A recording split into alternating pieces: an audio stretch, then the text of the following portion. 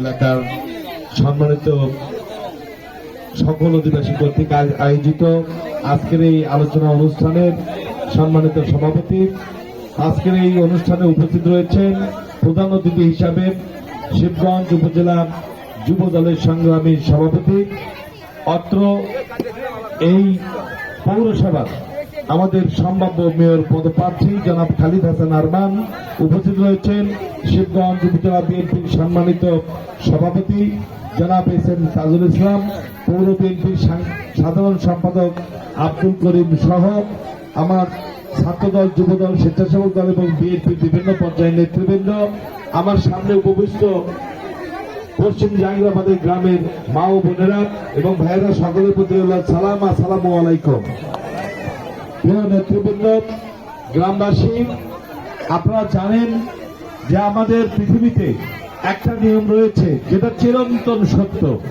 সৃষ্টিকর্তা, জন্মদাতা এবং গঠনকারী যে কারিগর, তিনটা সৃষ্টিকর্তা মানুষকে সৃষ্টি করেছেন।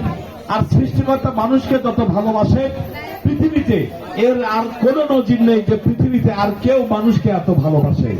জন্মদাতা পিতা মাতা, সে তার সন্তানকে যতটুকু ভালোবাসে, পৃথিবীর আর কেউ তার পিতা মাতার মতো কাউকে ভালোবাসে না।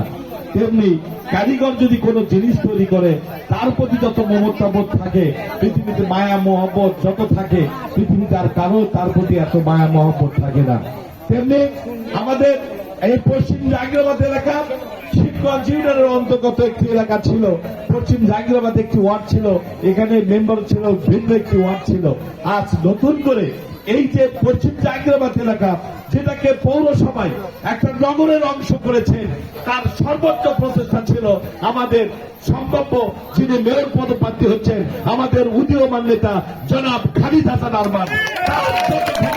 এই এলাকার প্রতি, মানুষের প্রতি যত ভালোবাসা, যত কিছু আছে, এই এলাকার উন্নয়নের কথা আজকে আপনারা বললেন একে একে। আমার তো মনে হয় খালিদ হাসান আরমানকে আমরা যদি মেয়র তৈরি করতে পারি, ইনশাআল্লাহ আমি কথা দিয়ে যাচ্ছি, মেয়র হওয়ার আগেই খালিদ হাসান আরমান আপনাদের এলাকার যত উন্নয়ন করবে, আপনাদের চোখ ধাঁধা লাগবে এত উন্নয়ন করে।